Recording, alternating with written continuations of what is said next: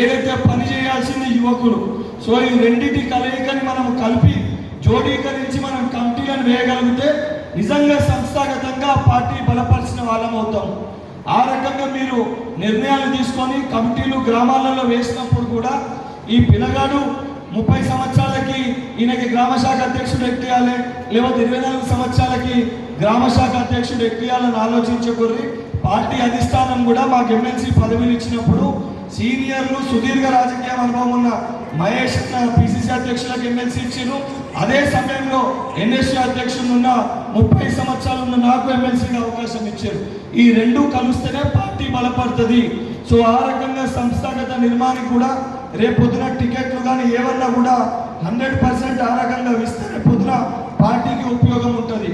దానితో పాటు ఎక్కడన్నా కొన్ని స్థానాల్లో మేము సీనియర్లు ఇంతకుముందే పెద్దలు ఉన్నప్పుడు మాట్లాడారు, నన్ను బాంబేలో ఉన్న అక్కడ ఎమ్మెల్యేలు గుర్తుపడతారు, ఎంపీలు గుర్తుపడతారు అని చెప్పని.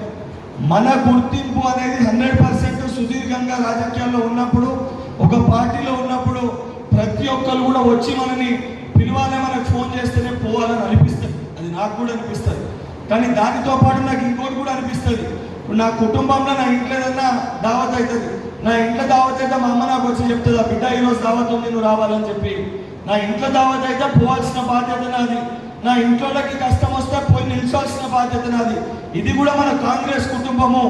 ఎక్కడన్నా కాంగ్రెస్ పార్టీ మీటింగ్ అవుతుందని చెప్పి మనకి తెలిస్తే వెళ్ళి ఆ మీటింగ్లో హాజరు కావాల్సిన బాధ్యత మనది.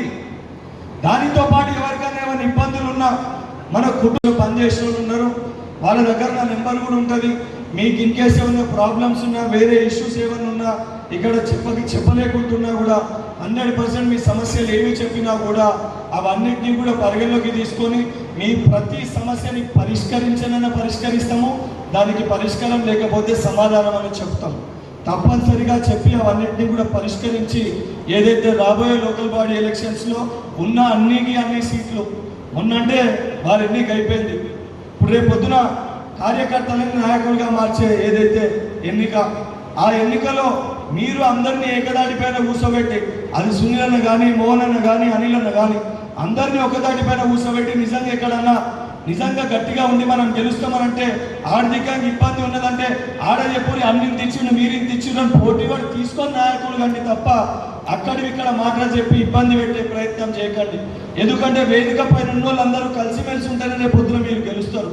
వేదిక పైన ఉన్నోళ్ళు కలిసిమెలిసి లేకపోతే రేపు పొద్దున మీరు ఇబ్బంది పడతారు. అట్లా ఇబ్బంది పాలు కావద్దని చెప్పి మీ అందరికీ తెలియజేస్తూ, నేను చెప్పిన మాటలు కొంచెం కష్టంగా ఉంటే నన్ను క్షమించుని, కానీ తప్పనిసరిగా పాటించవలసిందే, పాటించకపోతే ఇబ్బంది పడతారని చెప్పి తెలియజేస్తూ సెలవు తీసుకుంటున్నాను. ధన్యవాదాలు. వ్యవహారాలకి పార్టీకి ఇబ్బంది కలగకుండా, పార్టీకి నష్టపరచకుండా మీరు వ్యవహరిస్తే తప్పనిసరిగా మీకు సముచిత స్థానాన్ని పార్టీ కల్పిస్తుంది.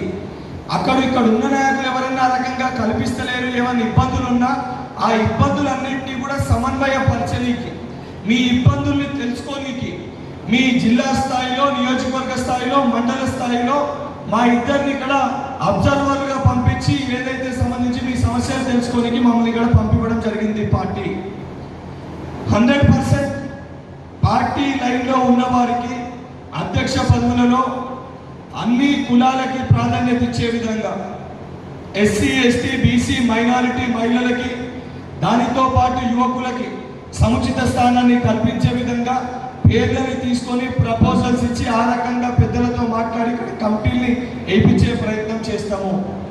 కానీ దానితో పాటు ఎవరన్నా ఏదైతే కమిటీలు వేసేటప్పుడు ప్రతి మండలంలో కూడా చెప్తున్నా, ఇక్కడ కూడా చెప్తున్నా, కమిటీలు వేసేటప్పుడు అనుభవం ఉన్న సీనియర్లు అవసరమే, దానితో పాటు ఉత్సాహం ఉన్న యువకులు అవసరమే. ఈ రెండింటి కలయికనే పార్టీని బలపరుస్తుంది. అనుభవం ఉన్న సీనియర్ల వారి యొక్క అనుభవం ఏ రకంగా